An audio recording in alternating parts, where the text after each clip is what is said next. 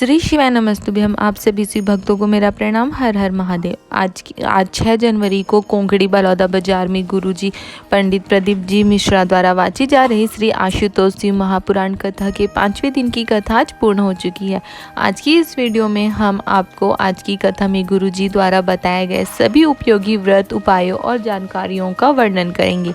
साथ ही आज की कथा में गुरुजी ने बताया कि कब आपका व्रत पूर्ण माना जाता है, कब आपको आपके व्रत करने का फल प्राप्त होता है तथा किस शिवलिंग की पूजन करने से आपको शीघ्र अतिशीघ्र फल प्राप्त होता है, उसके बारे में भी हम आपको आज इस वीडियो में बताएंगे।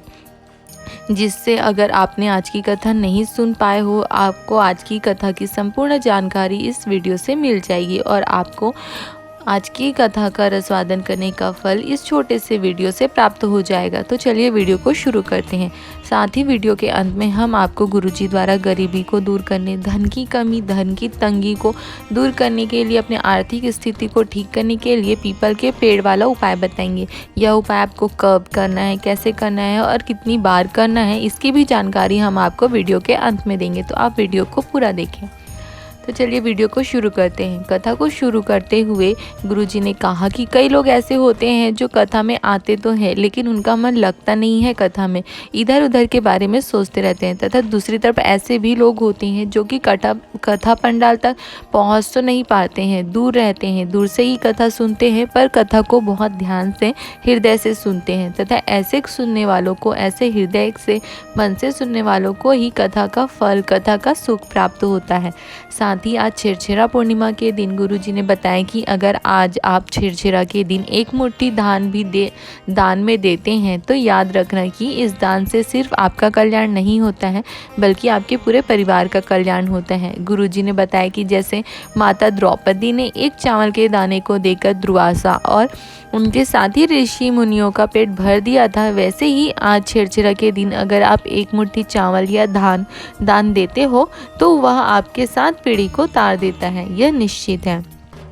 आगे गुरुजी ने बताया कि जो आप एक चावल का दाना शिव जी पर चढ़ाते हैं तो उस चावल के दाने को चढ़ाने का पुण्य, उसका फल सिर्फ आपको ही नहीं मिलता बल्कि उस चावल से जुड़े सभी लोगों को मिलता है जो उस चावल से जुड़े होते हैं। जैसे माता पृथ्वी जिन्होंने उसे अपने गर्भ में रखा, एक इल्ली को, एक पक्षी को जिसने उस चावल को उगाया, उस किसान को जिसने उस चावल को झड़ाया, उस धान को मलकर चावल बनाने वाले को, घर में उसे संभाल कर रखा उसको, जिसने बाजार तक लाकर उसे छोड़ा उसको, तथा अंत में जिसने उस चावल को शिवलिंग पर, शिव जी पर चढ़ाया, अर्थात उसे भी उसका फल प्राप्त होता है। अर्थात शिवलिंग पर चढ़े हुए एक चावल का पुण्य, उसका फल महादेव उस चावल से जुड़े प्रत्येक व्यक्ति को देते हैं। ऐसे हैं मेरे महादेव। गुरुजी ने कहा कि किसी ने एक प्रश्न पूछा कि शिव जी पर एक लोटा जल चढ़ाने का महत्व कहाँ से आया, तो इस पर गुरुजी ने कहा कि आप उज्जैन के मंदिर में जाकर देख सकते हैं। वहाँ लिखा है कि एक लोटा जल चढ़ाने से महादेव सिर्फ आपको नहीं बल्कि आपकी 71 पीढ़ी को तार देते हैं। आगे गुरुजी ने कहा कि ये सीहोर वाला महाराज कहता है कि आप मात्र 3 महीने शिव जी पर निरंतर जल चढ़ाओ, देखना महादेव की कृपा आप पर निश्चित होगी। 3 महीना ही क्या, आप मात्र 1 महीने ही शिव जी पर निरंतर जल चढ़ाकर देखो, मेरे भोलेनाथ की कृपा आप पर अवश्य होगी। पर इसका अर्थ ये नहीं है कि सीहोर वाले महाराज ने कहा है करके आप बिना मन के, बिना दिल के, बिना हृदय के शिव जी पर एक लोटा जल चढ़ा देते हैं तो उससे कोई भी फल प्राप्त नहीं होगा, उससे भोले बाबा प्रसन्न नहीं होंगे। अगर आप अपने सच्चे हृदय से मात्र एक दिन भी शिव जी पर एक लोटा जल चढ़ा देंगे तो भी महादेव आपकी सारी मनोकामनाएं पूरी कर देंगे।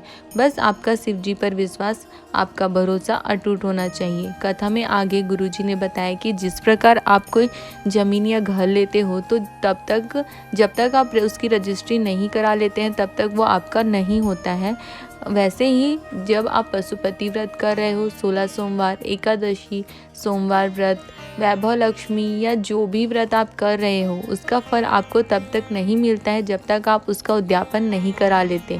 बिना उद्यापन के आपको किसी भी व्रत को करने का फल प्राप्त नहीं होता है। आगे गुरुजी ने बताया कि हमसे कई लोग कहते हैं कि पशुपति व्रत का उद्यापन क्या हम घर में कर सकते हैं? ब्राह्मण को बुलाकर किसी को वस्त्र आभूषण दान करके कर सकते हैं क्या?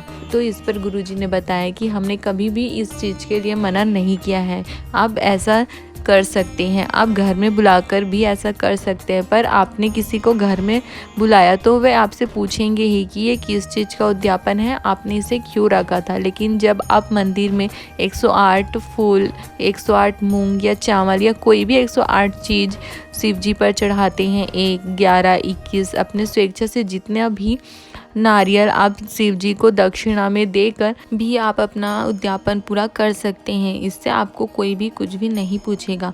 आगे गुरुजी ने बताया कि हम मंदिर में नारियल, धतूरा या बेलफल मतलब बेलपत्र के पेड़ में जो फल लगता है उसे बेलफल कहते हैं। तो जब हम नारियल, धतूरा या बेलफल शिव जी पर अर्पित करते हैं तो वह हम अपनी कामना को करते हुए समर्पित करते हैं, या फिर हमारी कोई कामना पूरी हो जाती है तो उसके लिए हम उसे शिव जी के ऊपर समर्पित करते हैं।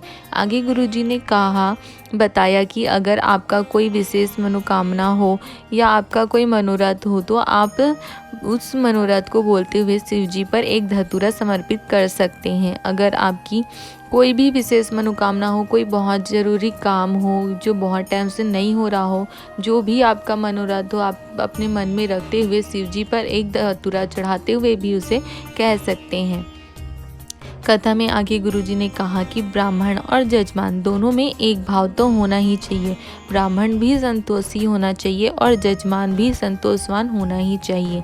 आगे गुरुजी ने कहा कि यदि आपको कोई परेशानी आए, कोई कष्ट आए, संकट आए, कोई भी समस्या हो तो आपको तुरंत शिव मंदिर जाकर शिव जी पर एक लोटा जल चढ़ाना चाहिए और यह सोचना चाहिए कि मैंने अपनी परेशानी मेरे महादेव से कह दी है, अब वो सब ठीक कर देंगे, मेरी सारी समस्याओं को हल कर देंगे। जल चढ़ाते वक्त आपको इतना विश्वास तो अपने महादेव पर होना ही चाहिए, क्योंकि सारी समस्या का हल एक लोटा जल। आगे गुरुजी ने कहा कि हम कभी नहीं कहते हैं कि आप सीहोर आओ, आप अपने पास के मंदिर में जाकर भी आप भोलेनाथ का पूजन अर्चना कर सकते हो। अपने पास के मंदिर में जाने से भी आपको भोलेनाथ की कृपा प्राप्त होती है, उतना ही फल प्राप्त होता है, यह निश्चित है। अंत में गुरुजी ने कहा कि बहुत से लोग महाराष्ट्र में होने वाली कथा का स्थल पूछ रहे थे कि कथा कहाँ होने वाली है। तो गुरुजी ने बताया कि जो 5 दिवसीय चंद्रभागा शिव महापुराण की कथा 13 जनवरी से 17 जनवरी तक शाम 4 बजे से 7 बजे तक भगवान शंकर के भ्रमण के समय अर्थात प्रदोष काल के समय में होने वाली है, वो कथा महाराष्ट्र के परभनी में लक्ष्मी नगर पार्थिव रोड में होने वाली है। अंत में हम आपको कल शनिवार को धन की कमी को दूर करने के लिए, माँ लक्ष्मी की कृपा प्राप्ति करने के लिए प्रदोष काल में करने वाले उपाय को आपको बताएंगे। इसके लिए आपको पीपल के पेड़ के नीचे एक घी का दीपक कुबेर भगवान का स्मरण करते हुए प्रदोष काल के समय प्रज्वलित करना है। इसमें आपको गोलबाती का प्रयोग करना है, क्योंकि देवताओं को प्रसन्न करने के लिए गोलबाती का प्रयोग किया जाता है। अगर आपको बहुत धन की तंगी हो, गरीबी हो, आर्थिक हालत बहुत ज़्यादा खराब हो रही हो तो आप यह उपाय 5 शनिवार तक कर सकते हैं। यह निश्चित है कि मेरे भोलेनाथ आपके 5 शनिवार भी नहीं होने देंगे और आपके घर के भंडार को कुबेर के भंडार से भर देंगे। गुरुजी द्वारा बताए गए यह उपाय आप जरूर करें। आज की वीडियो में इतनी ही जानकारी थी। हर हर महादेव।